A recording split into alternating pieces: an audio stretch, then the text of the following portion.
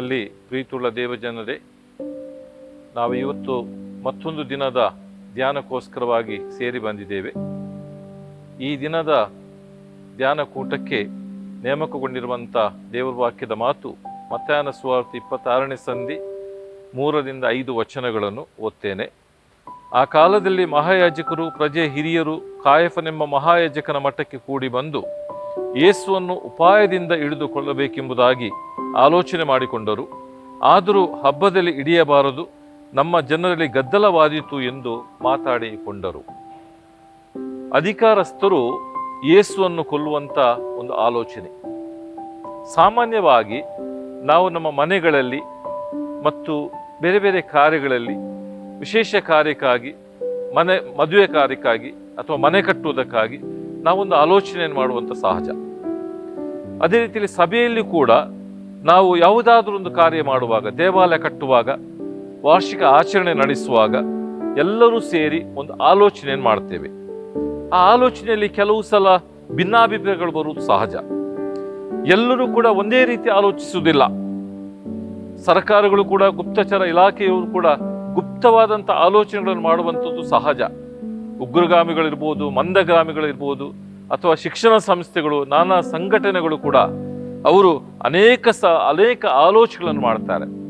ಕೆಲವು ಆಲೋಚನೆಗಳು ಕೆಟ್ಟದಾಗಿರ್ಬೋದು, ಕೆಲವು ಆಲೋಚನೆಗಳು ಒಳ್ಳೆಯದಾಗಿ ಬರಬಹುದು, ಅಥವಾ ಕೆಲವು ಸಲ ದೂರಾಲೋಚನೆಗಳು ಕೂಡ ಇರಬಹುದು. ಅದೇ ರೀತಿಯಲ್ಲಿ ಪ್ರಿಯರೇ, ಇವತ್ತು ಅಧಿಕಾರಸ್ಥರು ಯೇಸುವನ್ನು ಕೊಲ್ಲುವಂತ ಒಂದು ಆಲೋಚನೆಗೆ ಕೈ ಹಾಕ್ತಾರೆ. ಅವರು ಇದರ ಹಿನ್ನೆಲೆ ನೋಡುವಾಗ ಪಸ್ಕ ಹಬ್ಬದ ಕಥೆಯನ್ನು ನಮಗೆ ಇಲ್ಲಿ ಇಡಲ್ಪಟ್ಟಿದೆ ಈ ವಾಕ್ಯ ಭಾಗದಲ್ಲಿ. ಪಸ್ಕ ಹಬ್ಬ ಇಸ್ರೇಲರು ಐಗುಪ್ತ ದೇಶದಿಂದ ಬಿಡುಗಡೆಯಾದದನ್ನು ನೆನೆಸಿಕೊಂಡು ಮಾಡುವಂತ ಒಂದು ಹಬ್ಬ. ಈ ಹಬ್ಬ ಸಮಯದಲ್ಲಿ ಪ್ರಪಂಚದಲ್ಲಿರುವ ಎಲ್ಲ ಇಸ್ರೇಲರು ಅವರು ಯೆರೂಸಲೇಮಿಗೆ ಬಂದು ಸೇರ್ಬೇಕಾಗಿತ್ತು. ಹಾಗೆ ಜನ ಎಲ್ಲ ಅಲ್ಲಿ ಸೇರ್ತಾರೆ, ಯಾತ್ರಿಗಳು ಬರ್ತಾರೆ. ಸೊ ಈ ಯಾತ್ರಿಗಳಲ್ಲಿ ಅನೇಕರು ಯೇಸುವನ್ನು ಬೆಂಬಲಿಸುವಂತ ಜನರಾಗಿದ್ರು. ಸೊ ಇಂಥ ಹಬ್ಬದ ಸಮಯದಲ್ಲಿ ಯೇಸುವನ್ನು ಹಿಡಿಯಿದ್ದು ಅವನ್ನು ಕೊಲ್ಲುವುದಕ್ಕೆ ಒಂದು ಆಲೋಚನೆ ಮಾಡೋಣ ಅಂತ ಹೇಳಿ ಇವರ ಆಲೋಚನೆ ಆಯಿತು. ಆದರೆ ಅದನ್ನು ಕೈ ಬಿಡ್ತಾರೆ, ಯಾಕಂದ್ರೆ ಜನ ನಾಳೆ ಗದ್ದಲಕ್ಕೆ ಒಳಗಾಗ್ತಾರೆ ಎಂಬುದಾಗಿ. ಕೊನೆಗೆ ಅವರೊಂದು ಆಲೋಚನೆ ಮಾಡಿಕೊಳ್ತಾರೆ, ಈಗ ಯೇಸುವನ್ನು ಹಿಡಿಬೇಕಾದ್ರೆ ಏನ್ ಮಾಡಬೇಕು. ಅದರಿಂದ ಅವರ ಆಲೋಚನೆಯಲ್ಲಿ ಒಂದು ಆಲೋಚನೆ, ಯೇಸು ಯಾರು ಅಂತ. ಯೇಸು ಯಾರು, ಆ ಯೇಸು ಯಾರಾಗಿದ್ದಾನೆ ಎಂಬುದಾಗಿ. ಯೇಸು ಬಡವರಲ್ಲಿ ಬಡವನಾಗಿ ಹುಟ್ಟಿದಂಥ ವ್ಯಕ್ತಿ, ಪರಲೋಕದ ರಾಜ್ಯದ ಕುರಿತು ಸಾರಿದಂಥ ವ್ಯಕ್ತಿ. ಅಲ್ಪನಾದವನಿಗೆ ನೀನು ಏನ್ ಮಾಡ್ತೀಯೋ ಅದು ನನಗೆ ಮಾಡಿದಾಗ ಎಂಬುದಾಗಿ ಹೇಳಿದಂಥ ಸ್ವಾಮಿ. ಮಾತ್ರವಲ್ಲ, ಅರಮನೆಯಲ್ಲಿ ಹುಟ್ಟದೆ ಬಡ ಗೋದ್ಲಿಯಲ್ಲಿ ಜನಿಸಿ ಬಂದ. ತನ್ನ ಜೀವನದ ಸಂದೇಶವನ್ನು ಆತನು, ತನ್ನ ಜನದ ಸಂದೇಶವನ್ನು ಅರಸರಿಗೆ, ಶ್ರೀಮಂತರಿಗೆ ತಿಳಿಸದೆ ತಿರಸ್ಕರಿಸಲ್ಪಟ್ಟಂತ ಕುರುಬರಿಗೆ ಆತನು ತಿಳಿಸ್ತಾನೆ. ಅವರನ್ನು ಅವರು ಗುರುತಿಸ್ತಾರೆ ಯೇಸು. ಸಮಾರ್ಯದ ಜನರು, ಸ್ತ್ರೀಯರು, ಮಕ್ಕಳ ಜೊತೆಯಲ್ಲಿ ಆತನು ಆವತ್ತಿನ ಸಮಾಜದಲ್ಲಿ ಅವರೊಂದಿಗೆ ಸೇರಿ ತನ್ನ ಸೇವೆಯನ್ನು ಮಾಡ್ತಾನೆ. ಎಲ್ಲ ರೀತಿಯಲ್ಲೂ ಕೂಡ ಯೇಸು ಒಬ್ಬ ಸಾಮಾನ್ಯನಾಗಿ, ಬಡವರಲ್ಲಿ ಬಡವನಾಗಿ ಆತನು ಬೆಳೀತಾನೆ. ವಿದ್ಯೆ ಇಲ್ಲದಂತ ಬೆಸ್ತರನ್ನು ಶಿಷ್ಯರನ್ನಾಗಿ ಮಾಡ್ತಾನೆ, ಜನಸಾಮಾನ್ಯರೊಂದಿಗೆ ಬೆರೀತಾನೆ. ಇಂಥ ಯೇಸುವನ್ನು ನಾವು ಹೇಗೆ ಹಿಡಿಯುವುದು? ಇಂಥ ಯೇಸುವನ್ನು ನಾವು ಹೇಗೆ ಹಿಡಿಯುವುದು? ಎರಡನೇದಾಗಿ ಯೇಸು ಏನು ಮಾಡಿದ್ದಾನೆ ಅಂತ. ಯೇಸು ಧರ್ಮಶಾಸ್ತ್ರಕ್ಕೆ ಅನುಸಾರವಾಗಿ ಶಾಂತಿಯಲ್ಲಿ ಮತ್ತು ಪ್ರೀತಿಯ ಸುವಾರ್ತೆಯನ್ನು ಸಾರ್ತಾನೆ. ವೈರಿಗಳನ್ನು ಪ್ರೀತಿಸಿ ಎಂಬುದಾಗಿ ಬೋಧಿಸ್ತಾನೆ. ಅನೇಕ ಜನರ ಕಷ್ಟಗಳಲ್ಲಿ ಭಾಗಿಯಾಗ್ತಾನೆ. ರೋಗಗಳನ್ನು ವಾಸಿ ಮಾಡ್ತಾನೆ. ಸೂಚಕಾರ್ಯವನ್ನು, ಮಾತ್ಕಾರ್ಯಗಳನ್ನು ಮಾಡ್ತಾನೆ. ಹಸಿವನ್ನು ನೀಗಿಸ್ತಾನೆ. ಒಂದು ರೀತಿಯಲ್ಲಿ ಸಾಮಾಜಿಕವಾದಂಥ ಕ್ರಾಂತಿಯನ್ನು ಆತನು ಮಾಡ್ತಾನೆ. ಸಾಮಾನ್ಯರನ್ನು ಪ್ರೀತಿಸ್ತಾನೆ.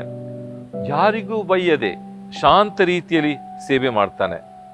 ತನ್ನ ಬಳಿಗೆ ಬಂದವರೆಲ್ಲರ ಕಷ್ಟಗಳನ್ನು ಆತನು ನೀಗಿಸ್ತಾನೆ. ಧರ್ಮಶಾಸ್ತ್ರ, ಸಂಪ್ರದಾಯ, ಆಚಾರ ವಿಚಾರಗಳಿಗೆ ಹೊಸ ಅರ್ಥವನ್ನು ನೀಡ್ತಾನೆ. ಶಾಸ್ತ್ರಿಗಳು, ಫರಿಸಾಯರು ಕೇಳಿದಂತ ಪ್ರಶ್ನೆಗಳಿಗೆ ಉತ್ತರ ಕೊಡ್ತಾನೆ ಆತನು. ಸಮಾಜದ ಬಹಿಷ್ಕರಿಸಲ್ಪಟ್ಟಂತ ಕುಷ್ಠರು, ಕುರುಡರು, ಪಾಪಿಗಳು ಅವರನ್ನು ಸಮಾಜಕ್ಕೆ ಸೇರಿಸುವಲ್ಲಿ ತನ್ನ ಕೆಲಸ, ತನ್ನ ಸೇವೆಯನ್ನು ಆತನು ಮಾಡ್ತಾನೆ. ಅದರಿಂದ ಇಂಥ ಕೆಲಸ ಮಾಡಿದಂಥ ಯೇಸುವನ್ನು ನಾವು ಹೇಗೆ ಹಿಡಿಯುವುದು? ಇದು ಅವರ ಆಲೋಚನೆ. ಹೇಗೆ ಹಿಡಿಯುವುದು ಅವರನ್ನು? ಯೇಸು, ಯಾಕಂದ್ರೆ ಯೇಸು ಸಾಮಾನ್ಯ ಜನರನ್ನು, ಅಪಾರ ಜನರನ್ನು ಆತನು ಸಂಪಾದಿಸಿಕೊಂಡಿದ್ದಾನೆ. ಅಪಾರ ಜನರು ಯೇಸುವನ್ನು ಪ್ರೀತಿಸ್ತಾ ಇದ್ದಾರೆ. ದೇಶದೋದ ಕೆಲಸ ಮಾಡಲಿಲ್ಲ ಯೇಸು, ಶಾಂತ ರೀತಿಯಲ್ಲಿ ಜೀವಿಸ್ತಾ ಇದ್ದಾನೆ. ಇಂಥ ಯೇಸು ನಾವು ಹಿಡಿಬೇಕಾದ್ರೆ ಏನ್ ಮಾಡ್ಬೇಕು? ಆಗ ಅವರು 3 ಆಲೋಚನೆ ಮಾಡ್ತಾರಂತೆ. ಒಂದು, ತಾನು ಸೇವೆ ಮಾಡಿದಂತ, ಅಪಾರವಾಗಿ ಪ್ರೀತಿ ಮಾಡಿದಂತ ಜನಸಾಮಾನ್ಯರೇ ತಿರುಗಿ ಬೀಳುವಂತೆ ಮಾಡಬೇಕು ಅಂತ. ಅವರೇ ಯೇಸುವನ್ನು ಮರಣಕ್ಕೆ ಒಪ್ಪಿಸಬೇಕು, ಅವರೇ ಯೇಸುವನ್ನು ಕೊಲ್ಲುವಂತೆ ಮಾಡಬೇಕೆಂಬುದಾಗಿ ಆಲೋಚನೆ ಮಾಡ್ತಾರೆ. ಆ ಜನರನ್ನೇ ಬಡಿದೆಬ್ಬಿಸ್ತಾರೆ. ಅದರಿಂದ ನೋಡಿ, ನ್ಯಾಯ ವಿಚಾರಣೆ ಸಮಯದಲ್ಲಿ ಇಡೀ ಜನಸಮೂಹ ಸೇರಿದಂತ ಜನರು ಯೇಸುವನ್ನು ಶಿಲುಬೆಗೆ ಹಾಕಿಸು ಅಂತ ಬೇಡ್ತಾರೆ. ಅದರಿಂದ ಆ ಪ್ರೀತಿ ಮಾಡಿದಂತ ಆ ಜನರನ್ನೇ ಯೇಸುವಿನ ಮೇಲೆ ಎತ್ಕಡ್ತಾರೆ. ಎರಡನೇದಾಗಿ, ತಾನು ಪ್ರೀತಿಸಿದಂತ 12 ಮಂದಿ ಶಿಷ್ಯರಲ್ಲಿ ಒಬ್ಬನನ್ನು ಆರಿಸಿಕೊಳ್ತಾರೆ. ಅವನಿಂದಲೇ ಯೇಸುವನ್ನು ಹಿಡಿಯುವಂತ ಒಂದು ಒಪ್ಪಂದಕ್ಕೆ ಕೈ ಹಾಕ್ತಾರೆ. ತಾವು ಮಾತ್ರ ನ್ಯೂಟ್ರಲ್ ಆಗಿರ್ತಾರೆ, ನಮಗೇನು ಗೊತ್ತಿಲ್ಲದಂತ ರೀತಿಯಲ್ಲಿ ಅವರು ವರ್ತಿಸ್ತಾರೆ.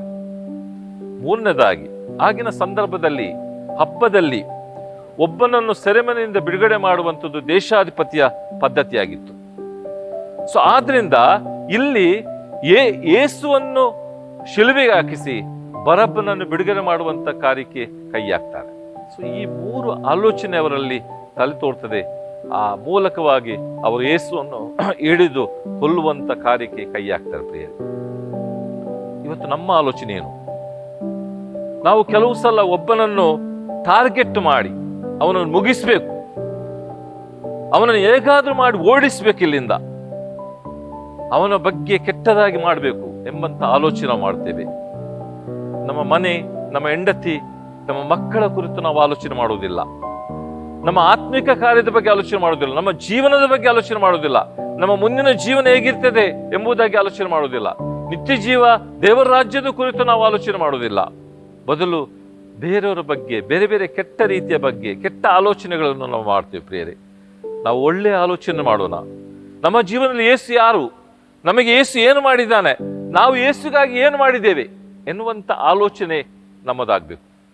ಒಂದ್ಸಾರಿ ಒಬ್ಬ ಸೆಮಿನರಿಯಿಂದ ಕಲಿತು ಒಳ್ಳೆ ರ್ಯಾಂಕ್ ಪಡ್ಕೊಂಡಿದ್ದಾನಂತೆ.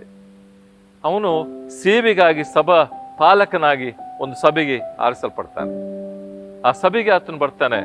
ತಾನು ಬುದ್ಧಿವಂತ, ತಾನು ತುಂಬ ಜ್ಞಾನ ಸಂಪಾದಿಸಿದೆ ಎಂಬುದಾಗಿ ನೆನೆಸಿ ಆತನು ಆ ವಾರದ ಸಂಡೆ ಒಂದು ಪ್ರಸಂಗ ಮಾಡ್ತಾನೆ. ಸಮಾಜದ ಅಸ್ತವ್ಯಸ್ತ ಬಗ್ಗೆ ಪ್ರಸಂಗ ಮಾಡ್ತಾನೆ ಅಂತೆ. ಪ್ರಸಂಗ ಮಾಡಿದ ಮೇಲೆ ಒಂದು ಚೀಟಿ ಬರ್ತಿದ್ದ ಅವನಿಗೆ, ಅಯ್ಯ, ನಮಗೆಲ್ಲಿ ಯೇಸುವನ್ನು ಕಾಣ ಸಿಗ್ಲಿಲ್ಲ ಅಂತ. ನಿಮ್ಮ ಪ್ರಸಂಗದಲ್ಲಿ ಯೇಸು ನಮಗೆ ಕಾಣ ಸಿಗ್ಲಿಲ್ಲ.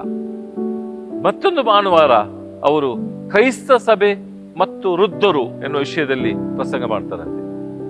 ಆಗಲೂ ಕೂಡ ಒಂದು ಚೀಟಿ ಬರ್ತಿದೆ ಅವರಿಗೆ, ಅಯ್ಯ, ನಾವು ಯೇಸುವನ್ನು ನೋಡಲಿಲ್ಲ, ಯೇಸುವನ್ನು ನಾವು ಈ ಸಂದೇಶದಲ್ಲಿ ನೋಡಲಿಲ್ಲ. ಮೂರನೇ ಭಾನುವಾರ ಅವರು ಪ್ರಸಂಗ ಮಾಡ್ತಾರಂತೆ, ರಾಜಕೀಯವು ಮತ್ತು ಮತವು ಎಂಬುದಾಗಿ.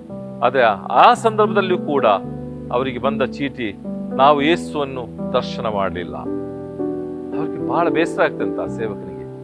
ಕೊನೆಗೆ ಮುಂದಿನ ಭಾನುವಾರ ನಾನು ಪ್ರಸಂಗ ಮಾಡ್ಬೇಕು, ಸರಿಯಾದ ಪ್ರಸಂಗ ಮಾಡ್ಬೇಕಂತ ಹೇಳಿ ಅವರು ಮೊಣಕಾಲೂರಿ ಕಣ್ಣೀರಿನಿಂದ ಪ್ರಾರ್ಥಿಸ್ತಾರಂತೆ, ಸ್ವಾಮಿ, ನನಗಿವತ್ತು ನಿನ್ನನ್ನು ತೋರಿಸುವಂತ ಪ್ರಸಂಗ ಮಾಡುವಂತೆ ಮಾಡು ಎಂಬುದಾಗಿ.